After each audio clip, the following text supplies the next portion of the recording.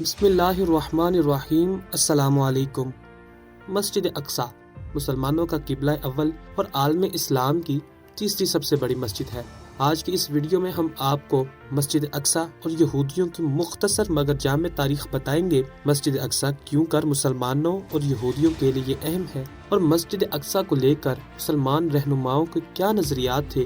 مگر ویڈیو کی آغاز سے قبل آپ سے ایک چھوٹی سی گزارش ہے کہ پلیز ہمارے چینل کو سبسکرائب کریں اور ساتھ میں لگے بیل آئیکن کو ضرور پریس کریں تاکہ ہماری آنے والی ہر اپڈیٹ آپ کو بر وقت ملتی رہے۔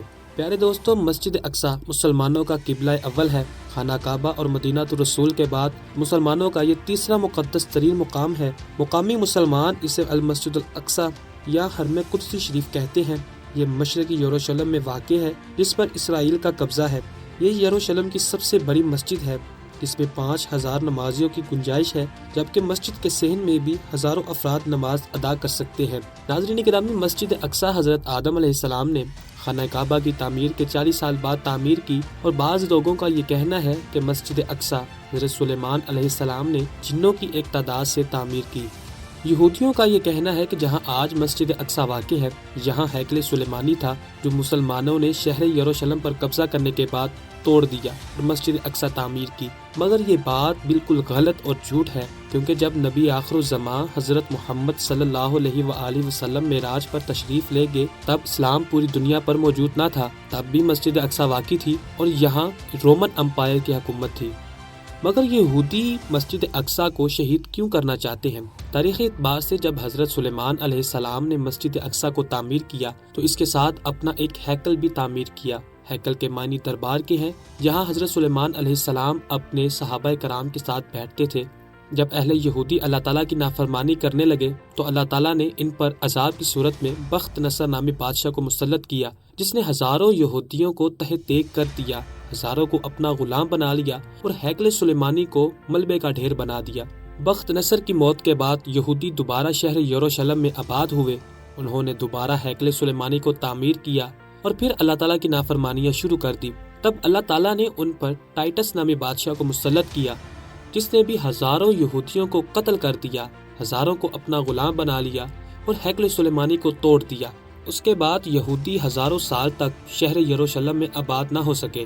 لیکن سلطنت عثمانیہ کے آخری ایام میں یہودیوں کی شہر یروشلم میں دلچسپی پیدا ہوئی۔ وہ وہاں ایک علیحدہ مملکت قائم کرنا چاہتے تھے، مگر سلطنت عثمانیہ کے ہوتے ہوئے یہ کام ناممکن تھا۔ انہوں نے سلطنت عثمانیہ کے سلطان عبد الحمید کو بہت بڑی رقم کی پیشکش کی۔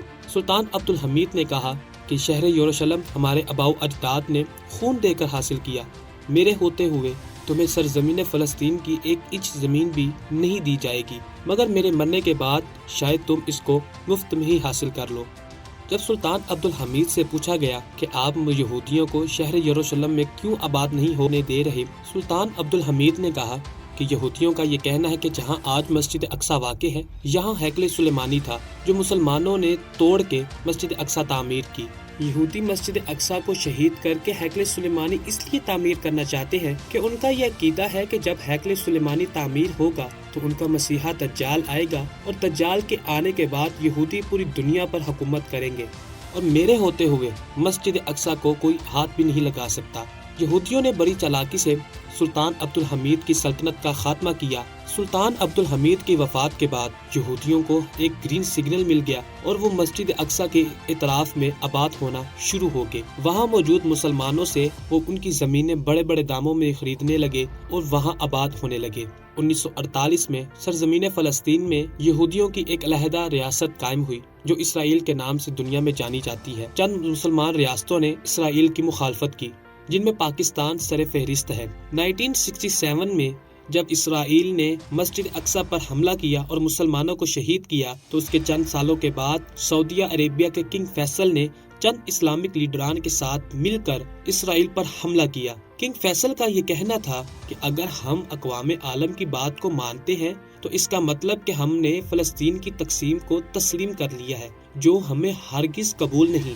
ہمارے آباء و اجداد نے کھجور کھا کر گزارا کیا ہے، ہم بھی کر لیں گے، مگر مسجد اقصی کی ایک انچ زمین بھی اسرائیل کے حوالے نہیں کریں گے۔ اس کے چند سالوں بعد عراق کے سابق صدر صدام حسین نے اسرائیل پر حملہ کیا हुआ कुछ यूं कि एक दिन सद्दाम हुसैन लाइव कॉन्फ्रेंस कर रहे थे। एक फलस्तीनी औरत ने आकर कहा, ऐ सद्दाम, इसराइली फौजियों ने मेरी बेटी के साथ ज्यादती की है, बाद में उसे कत्ल कर दिया है। यहूदी हर रोज हमारी माओ बहनों को हमारी आंखों के सामने उठाकर ले जाते हैं, उनसे ज्यादती करते हैं और बाद में उन्हें कत्ल कर देते हैं। हमारे बच्चों को सड़कों पर घसीटा जाता है, उनको गोलियां मारकर कत्ल कर दिया जाता है। क्या तुम्हें उन बच्चों, उन माओ, उन बुजुर्गों, उन बेटियों की चीखें सुनाई नहीं देती? तुम यहाँ ऐशो इशरत से अपनी जिंदगी गुजार रहे हो। जब उस औरत की ये बात सुनी तो सद्दाम हुसैन उसकी ये बात सुनकर बहुत रोए।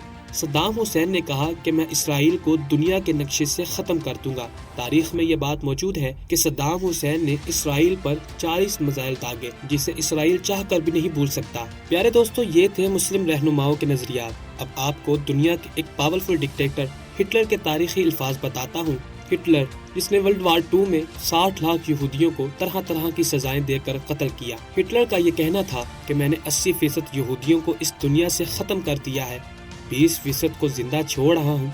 मेरे मरने के बाद तुम लोगों को ये एहसास होगा कि मैंने 20% यहूदियों को भी जिंदा क्यों छोड़ा। काश कि मैं इन 20% यहूदियों को भी कत्ल कर देता। प्यारे दोस्तों, आज के इस वक्त में हिटलर की ये बात बिल्कुल सच साबित हो रही है। इसराइल ने मस्जिद अक्सा और गजा पर शदीद बमबारी की, जिससे न जाने कितने मुसलमान लुकमाए अजल बन गए। अगर ये हम चाहते हैं कि मस्जिद अक्सा फिर आबाद हो तो मुसलमान उम्मत को मुत्तहिद होना होगा। अगर हम मुत्तहिद ना हुए तो ये बात लिख ले कि हम मुसलमान दुनिया में अपना असर और रसूख क्या अपना वजूद भी कायम नहीं रख सकेंगे। अल्लाह ताला से दुआ है कि अल्लाह ताला उम्मत मुस्लिमा पर अपना खास रहम फरमाए और मस्जिद अक्सा के मुसलमानों को आज़ादी नसीब फरमाए। कमेंट सेक्शन में आमीन जरूर लिखिएगा। मिलते हैं एक नेक्स्ट वीडियो में, तब तक के लिए अल्लाह हाफिज।